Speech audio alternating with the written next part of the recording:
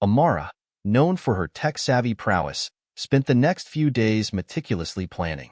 She scoured restricted data archives, piecing together scraps of information about the Genesis's archaic security protocols.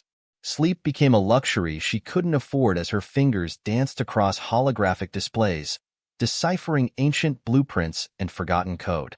Finally, a glimmer of hope. An exploit, a vulnerability in the docking bay security system, a backdoor left open by coding engineers long gone. Her heart pounded in her chest as she bypassed the main security grid, adrenaline coursing through her veins. The silence of the corridor stretched before her, broken only by the soft hum of the emergency lights. As Amara gets to the restricted docking bay, she pulls out the piece of tech she whipped together to bypass the security. The docking bay doors hissed open, revealing a sight that stole her breath away. A colossal, otherworldly vessel, its sleek obsidian hull etched with intricate, pulsing symbols. It emanated a faint hum, an energy signature unlike anything she'd ever encountered. Drawn by an invisible force, Amara touched the ship's smooth surface. A surge of energy crackled up her arm, and the alien vessel flickered to life. Lights blazed across its hull, its engines thrumming to life with a low, resonating hum. Alarms blared, shattering the silence. Security personnel materialized around her, their expressions grim. Panic surged through Amara, the weight of her actions crashing down on her. This was a violation of the highest order, punishable by complete memory erasure, essentially turning her into a new person. The security lunged for her, their faces contorted with a mix of fear and righteous anger. This was it. The mind wipe, the lobotomization that would steal her memories, her very essence. She would cease to be Amara, becoming just another cog in the machine, the knowledge of Kai and the alien vessel buried forever. Just as rough hands grasped her shoulders, a blinding light erupted from the alien vessel. Energy shields crackled to life around the docking bay, deflecting the security officers like ragdolls. The ship lurched. A defensive perimeter materialized around Amara and the ship, the shimmering energy shield deflecting the guards' attempts to apprehend Amara. A wave of dizziness washed over her as the ship's systems interfaced with her mind, a torrent of information flooding her senses. Images, schematics, and an alien language flashed before her inner vision. In that split second, the ship recognized her as a potential ally, a beacon of hope in its dire situation. It had been adrift for millennia, its crew long extinct, its systems failing. Amara, with her accidental activation, had become the key to its revival. The guards, stunned by the unexpected development, lowered their weapons. Amara, still reeling from the experience, stood amidst the chaos, the weight of her newfound connection to the alien vessel settling upon her. Amara's world dissolved into a swirling vortex of light and information. Amara felt herself lifted, her body weightless as the alien ship materialized her onto its bridge.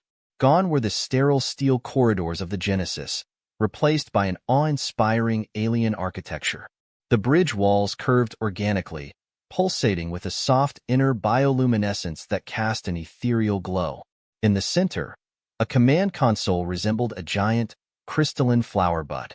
Before Amara could fully take it all in, the sheer volume of information bombarding her mind pushed her over the edge. Snippets of alien technology and forgotten memories flashing before her eyes. The alien language she'd glimpsed earlier flooded her senses, not just words, but concepts and emotions swirling in a chaotic symphony. Her vision blurred, and the last thing she registered was the stunned looks of the security guards outside before darkness claimed her. Consciousness returned in waves. Her head throbbed, and a wave of nausea rolled through her stomach. Groaning, Amara opened her eyes to find herself no longer on the Genesis, but nestled in a smooth, cool pod unlike anything she'd ever seen. Above her, a holographic display flickered, displaying a star system unlike any documented by humanity. No sterile metal panels lined the walls here. Instead, the interior of the alien vessel pulsated with an ethereal bioluminescence, the floor shimmering with a soft, shifting light. Smooth, organic curves replaced the sharp angles of human technology, and consoles resembled luminescent crystals rather than cold, metallic displays. The air itself crackled with an intangible energy, a stark contrast to the stale, recycled air of the Genesis. As Amara looked around, she was met by a concerned expression framing dirt-smudged cheeks. 可以. He was still clad in his work clothes, grime clinging to his hands and uniform. Confusion etched a deep line between his brows. Amara. The familiar voice cut through the alien telepathy. She jolted upright, her eyes landing on Kai, his face etched with a mixture of confusion and concern. How, or should I say, what did you do now, Amara? Kai? What are you doing here? He shrugged, his mining suit dusty and stained. 1 minute I was hauling asteroids, the next, this ship just yanks me in. Apparently, you weren't the only one it wanted. A flicker of understanding dawned on Amara. The ship, recognizing Kai as a prominent memory in her mind, and had pulled him in as well. Relief washed over her, quickly followed by a wave of questions from Kai, who was still confused. Honestly, though, what did you do? Reaching out a shaky hand, she found it met by his warm, calloused one. Relief flooded her, grounding her in the familiar. I don't know exactly. I found out about the alien ship, the one you mentioned, and I went to the docking bay. I touched it, and then everything went crazy. Kai's eyes widened. The ship? They caught you, didn't they? What about the mind wipe?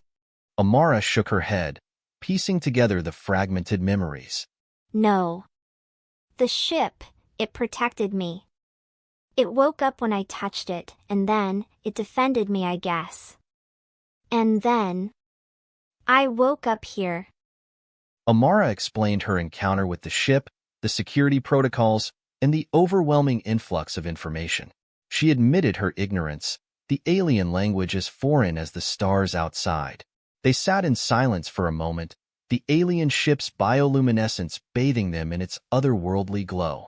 A soft hum filled the room they were in, and then, with a gasp, both Amara and Kai found themselves staring out a massive viewing window that materialized seemingly out of thin air. Outside, a spectacle unfolded unlike anything they'd ever witnessed. Streaks of vibrant colors, impossible hues unseen in the depths of space, blurred past the window. The alien ship was hurtling through the cosmos at unimaginable speeds, a testament to its advanced technology. What is this place? Kai whispered, awestruck. Amara shook her head, a single tear tracing a path down her cheek. I don't know, Kai. But one thing's for sure. We're not on the Genesis anymore. A sense of awe settled over them. They were no longer confined to the metal shell of the Genesis, but hurtling through the vast emptiness on a vessel with mysteries beyond their comprehension. Despite the uncertainty and the throbbing pain in her head, Amara couldn't help but smile. They were in this together. They were out here, adrift in the vast emptiness of space, on a vessel of unknown origin that had chosen them, with an unknown destination. But for the first time in their lives, they weren't alone. And as the alien ship hummed with renewed purpose, so did a newfound hope ignite within the two of them. Perhaps, just perhaps, this was the beginning of something extraordinary. Part 2 of the colony ship took us on a wild ride, where Amara's tech-savvy skills unlocked more than just a restricted docking bay. Now, they're hurtling through the cosmos on a vessel that looks like something straight out of a fever dream. Hit that like button and subscribe to the Dr. Sci-Fi channel, so you don't miss a single cosmic caper.